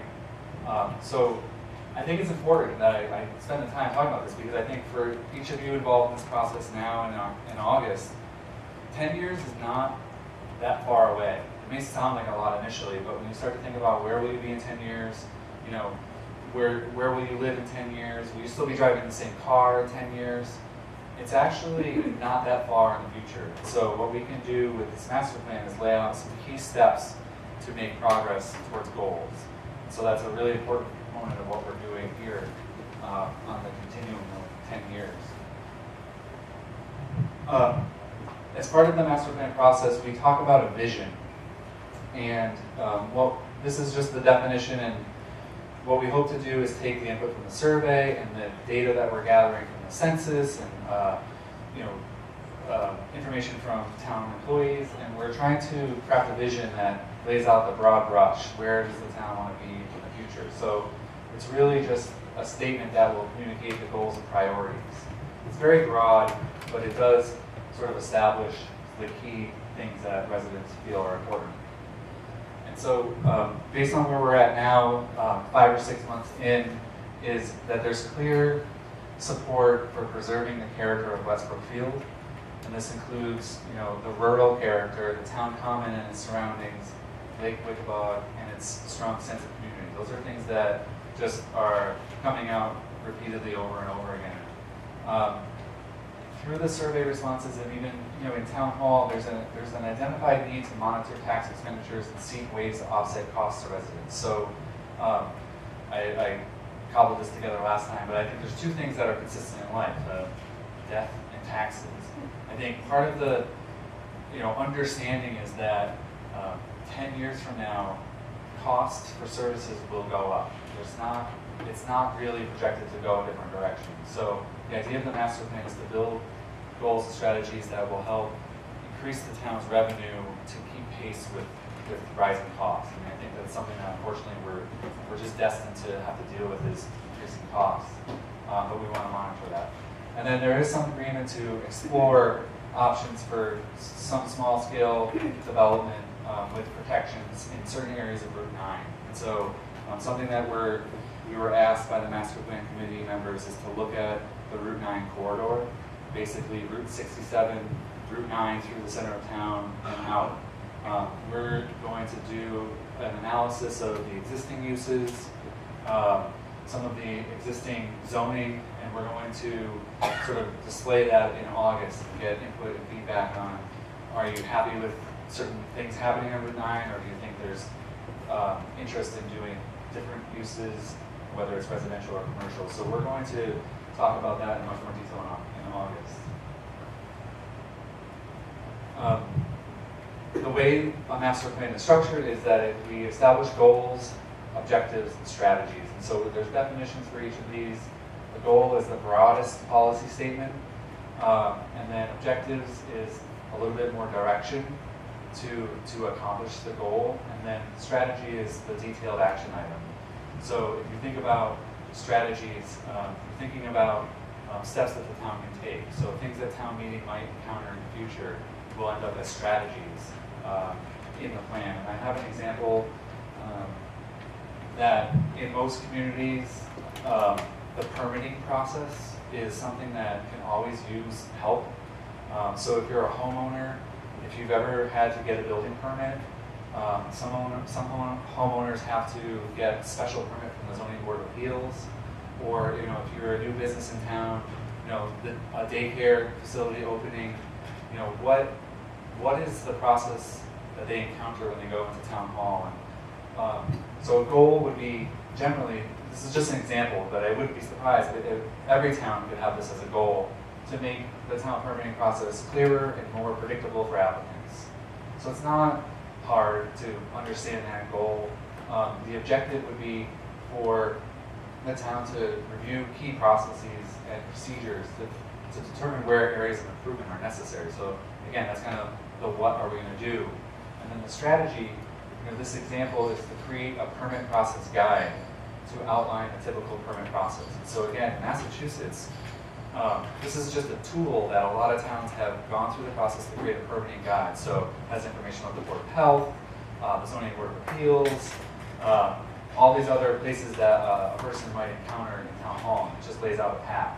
So it's pretty straightforward idea, and there's funding available through the state to do things like this. And that's something that's really important to us, is to not just give the strategy, but to help the town people, town meeting or the planning board figure out how to pay for some of these things.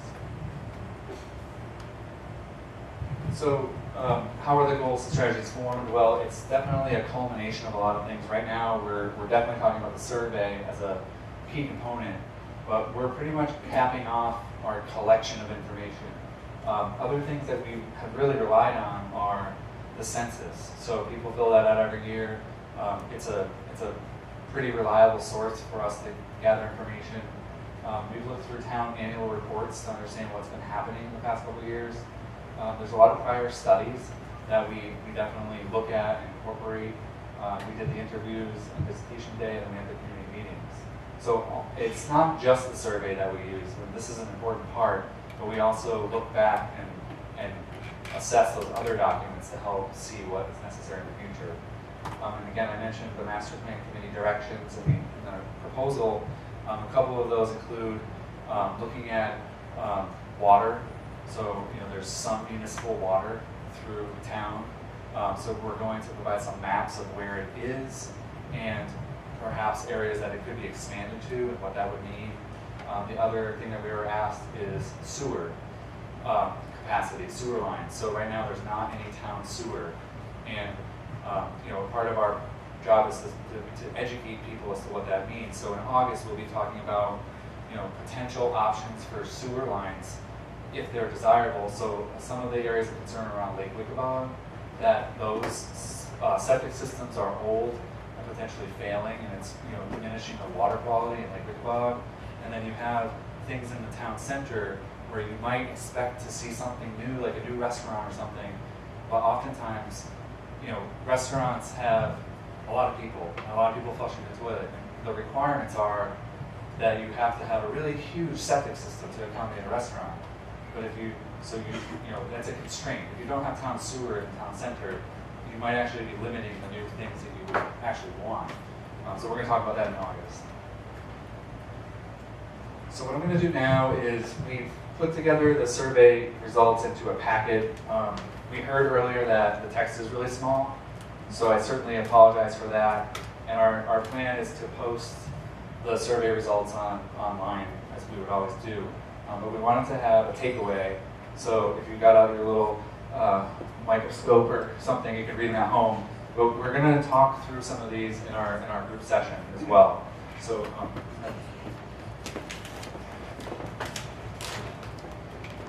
pass them out.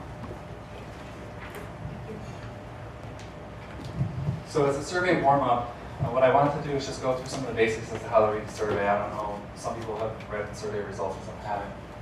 This is an easy one about how did you hear about the master plan. So we're really happy with this actually. We did the postcard mailing to all the residents in town, and clearly it showed that 50% of the people found that was really useful. We go down this chart, the word of mouth is the next most important thing. So in the previous session, I made a plea to all of you that are here that the best thing that we can do as a group is if you're here, talk to 2 people that you know.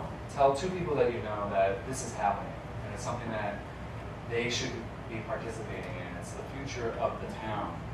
So the word of mouth connection is really important. If each person here talks to 2 people and says, hey, check this out, look at the website if you want, or come to this meeting in August, and this is the last chance to kind of participate. That would be huge. I think the word of mouth in West Brookfield has clearly been a really good way to communicate. So I think what we're going to do is go, there's a lot of information packed in the survey, so the top part shows you the number of people who answered a question and the number of people who may have skipped it. There's often an other category that groups other things, but for in this case, we worked with the superintendent of the schools and they did an all call. So if you're a parent, there's a robocall that's how the schools can communicate with parents. This is a little bit more detailed than you probably want, but on the right-hand side, just off screen, is we have information about the exact number of people who responded, and then there's a lot of comments. A lot of the questions have open-ended comments, so we have all those, and we're still in the process of going through them, and they'll be posted. A lot of the questions were, pretty in-depth, and we really had to try to ask some harder questions to get a sense of where people are. And I know we asked a lot of questions about the Route 9 corridor area. The goal was not really to just develop Route 9 corridor, but it's really to test what is acceptable to people. So we asked them about multifamily housing, we asked them about more gas stations and Dunkin' Donuts, and we used the survey responses to get a sense of where people are agreeing on things and where people are disagreeing, or where there's support or some resistance to certain things. So it's important to know that the survey has a lot of information in it. We did ask 4 really broad, open-ended questions about what is West Brookfield's greatest strength, its greatest challenge, what would you do to improve the library, and any ideas about the regional school district. And so for the greatest strength and challenge, it was pretty consistent. We got 187 individual sort of comments about the strengths and challenges. And so what we did, you can't see it on the slide, it's legible but small in the survey. We made groupings. So some of the overarching themes were the rural character was so important, and it's the green chart there. So it's very common, and there's consensus on that, the desire to preserve the character. And some of the challenges are concerns about taxes, and that's not a surprise.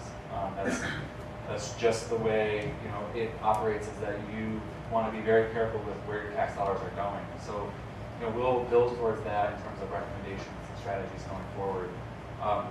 This just shows that we have all the comments and we've categorized them all, but we preserve the text. So if anyone really wanted to look at that, that'll be available, and you can really find some interesting stuff in there. Is that online, or is it something? It will be, I think, my best guess is by Monday, we'll be able to post this presentation and we'll post the survey results just in their entirety. I'm almost done, and this is my most complex slide I have tonight, but this question was, there's a couple of questions like this that ask multiple things. So I thought it was important to kind of just take a second to explain how to read this. So when you get home and you're looking at this, on this axis is a bunch of land uses. So there's fast food, Dunkin' Donuts, multifamily housing, mixed-use development, and the left side are the responses that were supportive of needing more, or we're interested. So the greens and the blues are positive responses, so we're encouraging more. On the right side, we're like -3s, so we have enough already, we don't really want any more. And the gray in the middle was we have just the right amount. So I know it's hard to see this, but I think it's worth a preview that positive things here and you know, a little more resistance, or you know, we don't want any more of certain things over here. So the color coding goes throughout the survey. The greens and the blues are generally positive, and the darker ones are a little more negative, or a little more questions about that. So without too much further ado, what we're going to do is we're going to be ambitious and change the concept of our night here. We're going to just try to create a group discussion instead of breaking out into groups. So the idea for now would be, we have all these topics: land use, housing, transportation, economic development, open space, cultural resources, and facilities and services. So what we want to do is we have some staff here, and I think what we're going to try to do is just talk through some of the questions, make sure that you can see them, and then what we did with the other session is we tried to identify a couple that stuck out, or that were interesting or important. So we're going to try to group facilitate that. It might get a little messy for a little while, but that's okay. And then what we're going to do is, through that process, just talk about some example goals or strategies, things that we see the town may want or need in the future, and just talk a little bit about options to get there. So this is the part where I don't have the best plan in place, but we're going to wing it a little bit. We have boards, so I think if I can call on our staff for everyone to go grab the relevant board, I think we'll just sit generally where we are and maybe just talk through some of these. Does that make sense, or is there any other recommendation? Anybody thinking about this more clearly? Got it. Good. So just give us a minute to grab some boards and prep for this. While they're doing that, what's the August meeting date, time, and place? Yeah, unfortunately we don't. The gentleman asked when the meeting in August would be, and we don't have the date set. So we will do our best to do the outreach for that event. It's just too far out that we couldn't pick a date.